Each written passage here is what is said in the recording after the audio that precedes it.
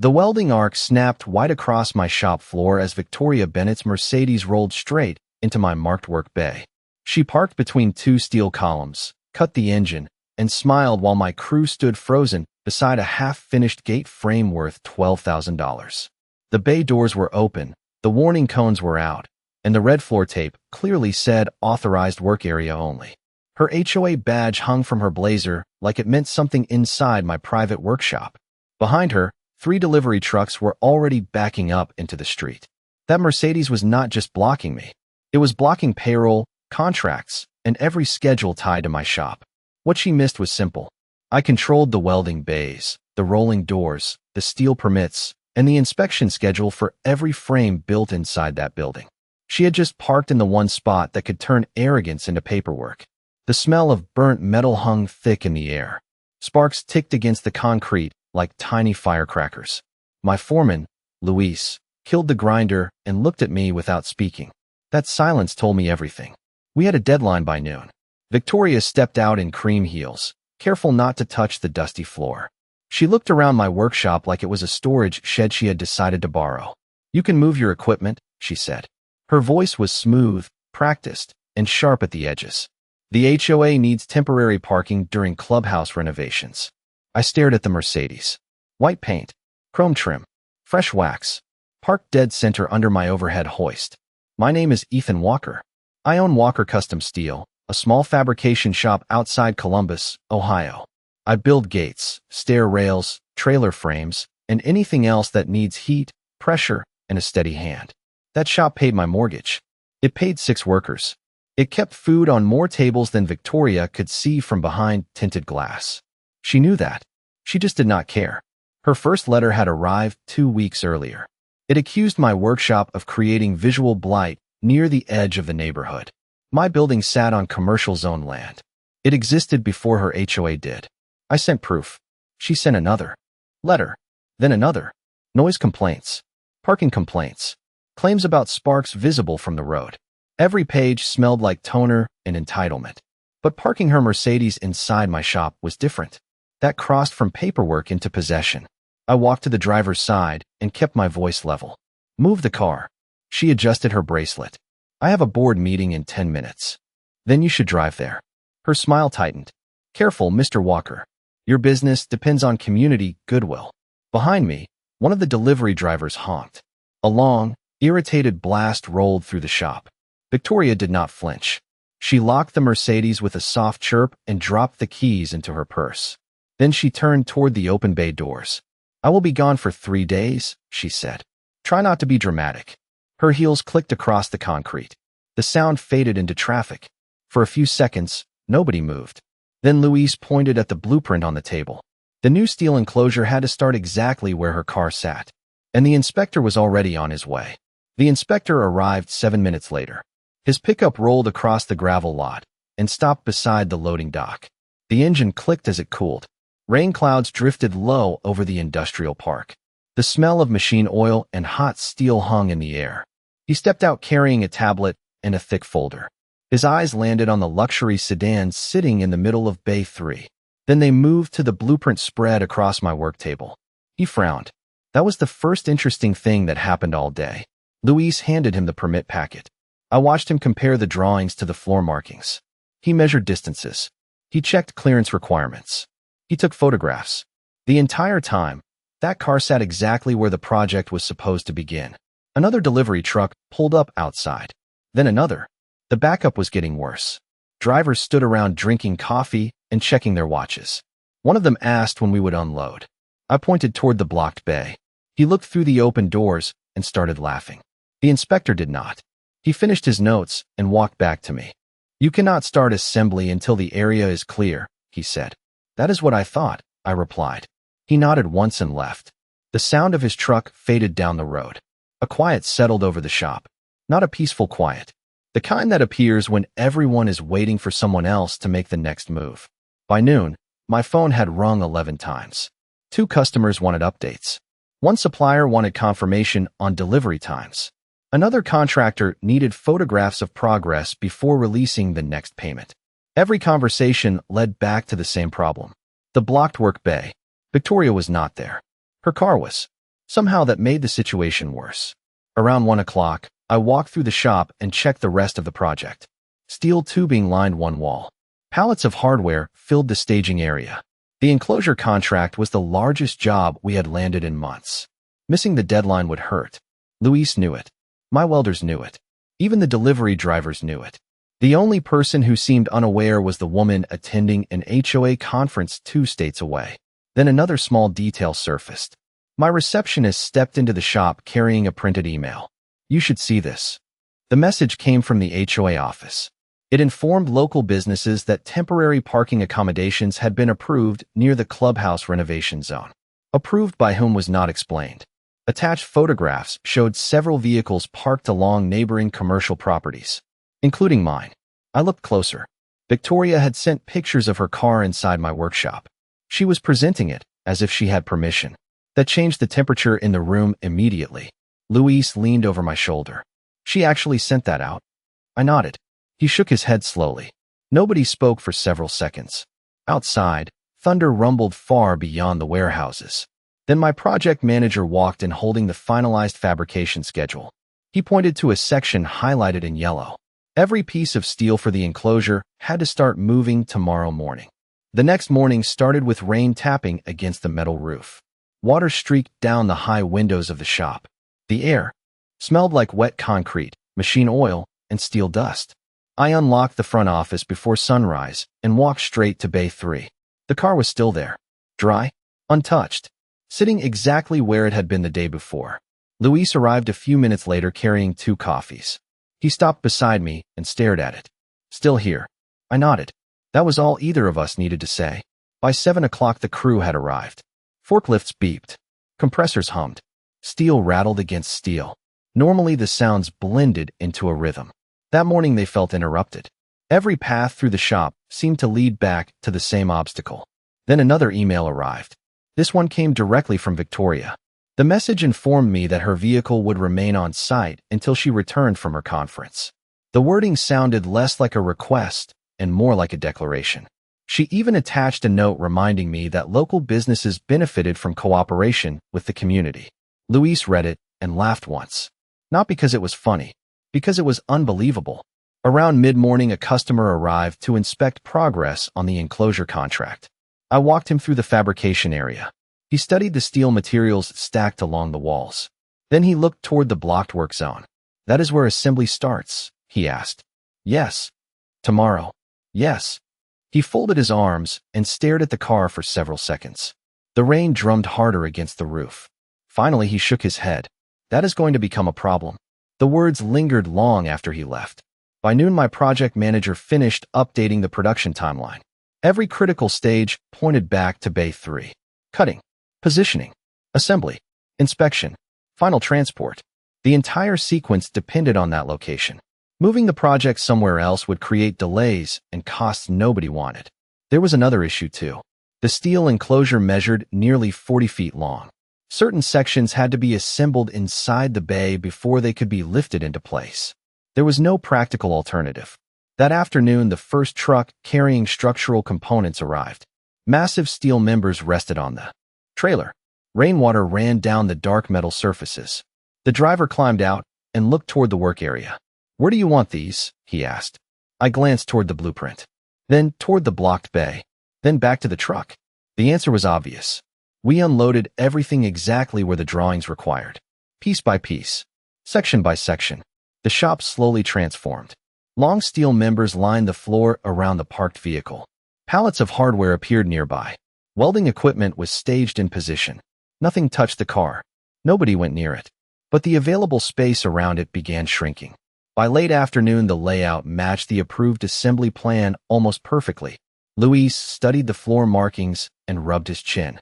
"Once we start, we cannot stop." He was right. The inspector had already approved the fabrication sequence. The materials had already arrived. The contract clock was already running. Outside, the rain finally eased. A thin strip of sunlight pushed through the clouds and reflected off the chrome trim sitting in the middle of my bay. Then my phone buzzed with a notification. Victoria had just posted vacation photos from Arizona. The Arizona photos kept appearing all evening. Resort pool, conference ballroom, sunset dinner. Every image carried the same message. Victoria believed the situation back home was frozen until she returned. Meanwhile, my workshop was moving in the opposite direction. At 6 the next morning, the first cutting saw screamed to life. Sparks sprayed across the concrete. The smell of hot steel filled the building. Luis rolled out the fabrication schedule and taped it beside the bay entrance. Nobody said much. The plan was already approved. The materials were already delivered. The deadline was already locked in. We started exactly where the drawings told us to start. A forklift carried the first steel section into position. Chains rattled. Hydraulic motors hummed. The massive beam settled onto its supports with a deep metallic thud. The parked vehicle sat several feet away, untouched. Another section followed. Then another. By mid-morning, the shape of the enclosure had begun to emerge. Drivers stopped. Outside the open bay doors to watch. A supplier delivering hardware stood there for nearly 10 minutes. "She really left it there?" he asked. I nodded.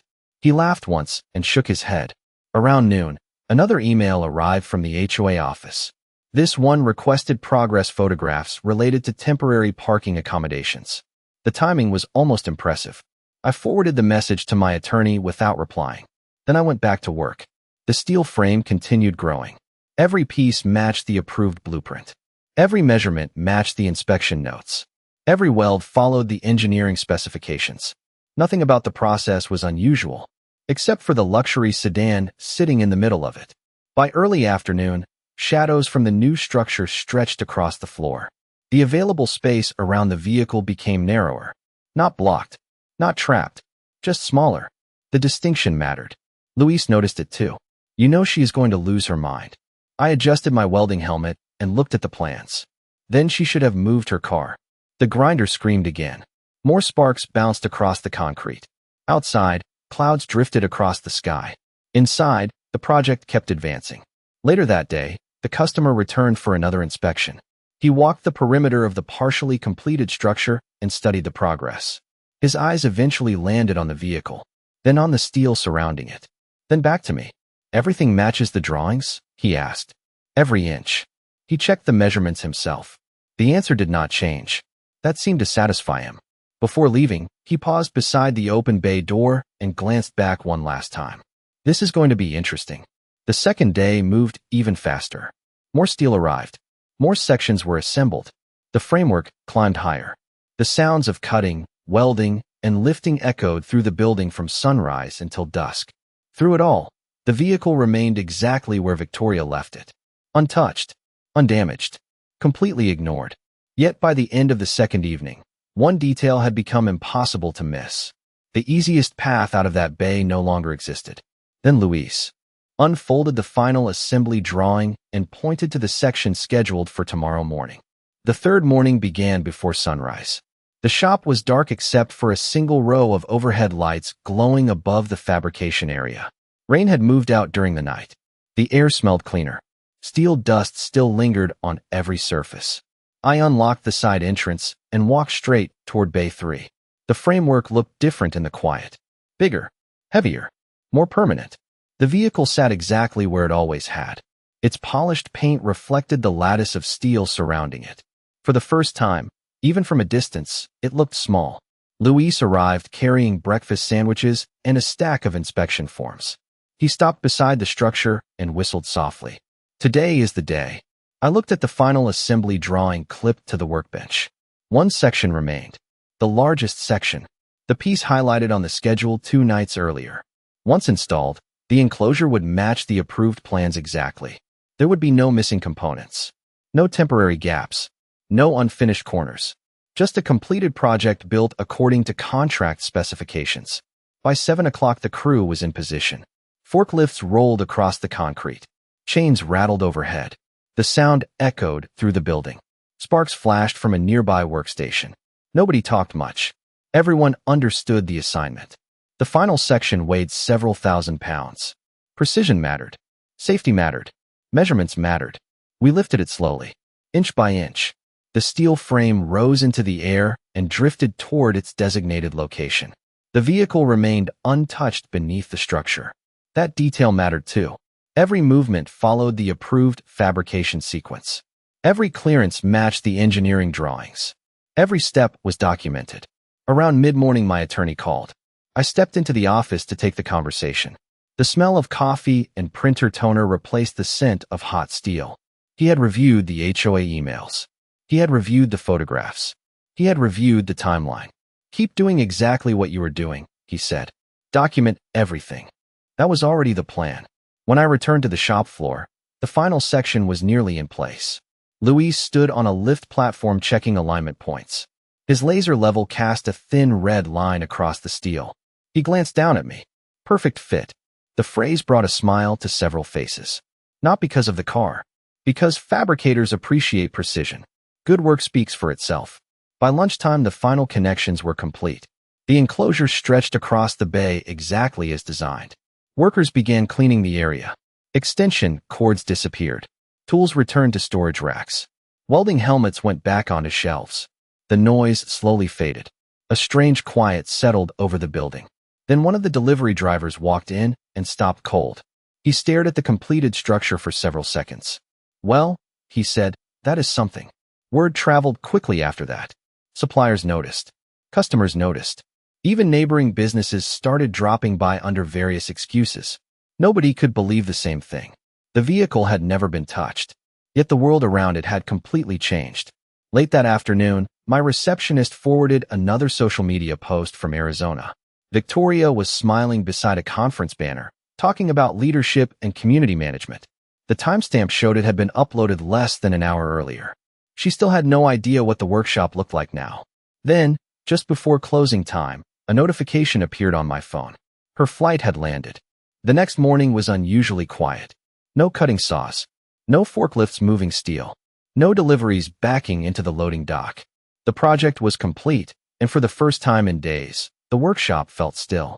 Sunlight streamed through the high windows and painted long shadows across the concrete floor. The finished enclosure stood exactly where the drawings said it should. Fresh welds caught the light. The smell of cooled steel lingered in the air. Deep inside the structure sat the same luxury vehicle, untouched and spotless. Around 10 o'clock, Luis looked out through the front office window and grinned. "She is here." I stepped outside. A white rideshare SUV had just pulled into the lot. Victoria climbed out carrying a rolling suitcase and a leather tote bag. Her expression looked relaxed, refreshed, confident. The confidence lasted about 6 seconds.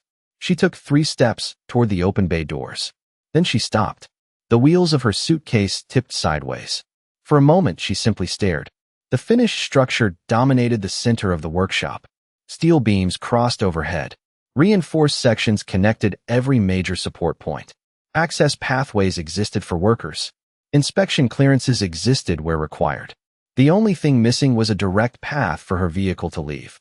"What is this?" she asked. The question echoed through the shop. Several employees paused what they were doing. Nobody answered immediately. Victoria walked forward faster. Her heels clicked sharply against the concrete. The sound bounced off the steel. She circled the enclosure once, then twice. Her pace increased with every lap. Finally, she stopped in front of me. "Move it." I looked at the structure, then at the approved drawings hanging beside the workbench. "Move what?" Her eyes widened. "My car." Luis coughed into his hand and looked away. Victoria pointed toward the vehicle. "It is trapped." "The vehicle has not moved an inch," I said. "Neither has the structure." The silence that followed felt heavy. Victoria pulled out her phone. She took photographs. Dozens of them. She walked around the enclosure recording video. She called someone, then another person, then another. Her voice grew louder each time. Around noon, 2 HOA board members arrived. They studied the situation from every angle. One walked through the available service pathway and inspected the structure himself. The other reviewed the posted engineering drawings. Neither seemed eager to speak. Eventually, one of them pulled me aside. "You followed the approved plans?" "Exactly." He nodded slowly. That answer appeared to create more problems than it solved. By mid-afternoon, a local attorney representing the HOA showed up. He carried a briefcase and an increasingly confused expression. I watched him compare the permit paperwork to the completed construction. He measured clearances. He reviewed inspection reports. He asked whether the vehicle had been touched. The answer remained the same. No, not once. The attorney stood quietly for several moments. Then he closed his folder and walked back toward Victoria. I could not hear the conversation. I did not need to. Her face changed immediately. The confidence was gone now. In its place was something far less comfortable. Then she turned toward me and asked the one question she should have asked 3 days earlier. How much will it cost to get it out? Victoria asked. The question hung in the air longer than anything else she had said that day. I noticed her attorney close his eyes for a second. One of the HOA board members looked down at the floor. Even they understood what that question meant. Nobody was arguing about ownership anymore. Nobody was claiming the vehicle had permission to be there. The conversation had changed. Now it was about consequences. I walked over to the project table and opened the contract binder. The smell of paper and machine oil mixed in the warm air. Every drawing sat exactly where it belonged. Every inspection report had been signed. Every fabrication stage had been documented. I slid the binder toward the attorney. He spent several minutes reviewing the final assembly schedule. The pages turned slowly. Victoria paced behind him. Her heels clicked against the concrete in an uneven rhythm. Finally, he stopped reading. Removing sections of this structure would require engineering review, he said. Correct. And new inspections. Correct. And additional labor. Correct. The answer seemed to drain the room. Outside, a truck shifted gears on the road. Inside, nobody spoke for several seconds. Then Victoria started making calls again. More attorneys. More board members. More people who sounded important. By the end of the afternoon, 3 different legal representatives had reviewed the situation. None offered the solution she wanted. The problem was simple. The structure had not been built around the vehicle as a prank. It had been built because a contract required it. The vehicle simply happened to be sitting in the wrong place when the work began. That distinction mattered. The next morning brought another surprise. A county compliance officer arrived at the workshop. He carried a clipboard and a camera. Apparently, someone had filed a complaint overnight. He spent nearly 2 hours reviewing permits, measurements, inspection reports, and project records. Luis followed him around with copies of everything. The officer photographed weld points. He checked clearances. He reviewed timestamps. When he finally finished, he thanked us for our cooperation and left.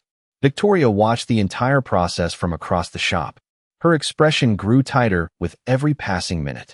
By lunchtime, word had spread beyond the HOA. Local business owners started stopping by. Some brought supplies. Others simply wanted to see the structure for themselves. Most had stories about Victoria. Noise complaints, parking complaints, threat letters, petty enforcement actions. I listened more than I spoke. A pattern was emerging. She had spent years assuming rules applied differently when she was the one making them. The workshop had become the first place where that assumption stopped working. Late that afternoon, the HOA board held an emergency meeting. 2 members arrived at my office afterward. They looked exhausted. One asked whether I would consider a cooperative solution. I told him the same thing I told everyone else. Follow the engineering process. Follow the permits. Follow the inspections. The structure could be modified if professionals approved it and someone paid for the work. Neither board member seemed happy with that answer. Neither argued. As they left, Luis stepped into the office carrying a new email. The sender name made both of us stop talking. The email came from the HOA's insurance carrier. Luis handed me the printed copy and stood there waiting while I read it. The smell of fresh toner drifted up from the page. The message was short, professional, careful. They wanted documentation, photographs, timelines, copies of permits, copies of inspection reports. That request told me more than the words themselves. Insurance companies do not ask questions when everything is going well. I forwarded the entire project file within the hour. Every drawing, every email, every photograph, every inspection signature. Then I went back to work. Outside, autumn sunlight reflected off warehouse windows across the industrial park. Inside, the workshop had become unexpectedly busy. Customers came and went all day. Suppliers dropped off materials. Several local business owners stopped by with coffee and stories. Word had traveled farther than I realized. One contractor laughed while looking at the structure. She sent me 3 violation notices because my dumpster was visible from the road. Another owner described months of complaints over delivery trucks. Different details. Same pattern. The stories kept sounding familiar. By mid-afternoon, Victoria arrived again. This time she came alone. No attorney. No board members. No audience. She walked through the front office carrying a folder. Her pace was slower than before. The confidence that once filled every room around her seemed smaller now. She asked if we could talk privately. I led her into the conference room overlooking the shop floor. Through the glass wall, the structure remained visible in the distance. So did the vehicle. She placed several documents on the table. Estimates, engineering reviews, preliminary modification proposals. None were cheap. Every path led back to the same reality. Removing sections required professionals, permits, inspections, labor, and time. She rubbed her forehead and stared at the papers. For the first time since this started, she looked tired. "This has gotten out of control," she said quietly. I looked through the glass toward the workshop. It started with a parking space. The room went silent. A forklift beeped somewhere outside. Air compressors cycled on and off. Ordinary shop sounds filled the gap. Victoria never argued with the facts. Not once. Instead, she asked how the situation could be resolved. The answer was the same as before. Follow the proper process. Pay for the required work. Respect the property where the problem started. She left without another word. The next week brought a steady stream of developments. The HOA board began distancing itself from her decisions. Meeting minutes appeared online. Questions were being asked. Residents wanted explanations about legal expenses. Vendors wanted payment guarantees. The insurance carrier requested additional records. Even the social media posts stopped. That might have been the biggest change of all. Then came Friday afternoon. Rain tapped lightly against the office windows while I reviewed invoices. Luis walked in carrying a certified envelope. He looked amused. "You should read this." Inside was a formal notice from the HOA board. A special meeting had been scheduled. The subject line mentioned leadership review, financial exposure, and unauthorized actions. I read it twice. Then I looked through the conference room glass toward the structure. Something much larger was starting to move. The special HOA meeting took place the following Tuesday evening. Rain clouds hung low over the neighborhood as residents filled the clubhouse. I did not attend. I was still in the workshop finishing paperwork when my phone started buzzing. One message became 3. 3 became 10. By the end of the hour, I knew something significant had happened. Victoria had spent years controlling every conversation in that room. That night, she was the subject of it. The next morning, Luis walked into my office carrying a printed copy of the meeting summary. The smell of fresh coffee followed him through the door. He dropped the papers onto my desk and grinned. "You are going to want to read this." I started with the first page. Questions about legal expenses. Questions about insurance exposure. Questions about unauthorized decisions. Questions about the vehicle. The deeper I read, the clearer the picture became. Residents were not upset about the workshop. They were upset about the cost of cleaning up a problem that never should have existed. The board had voted to authorize corrective action.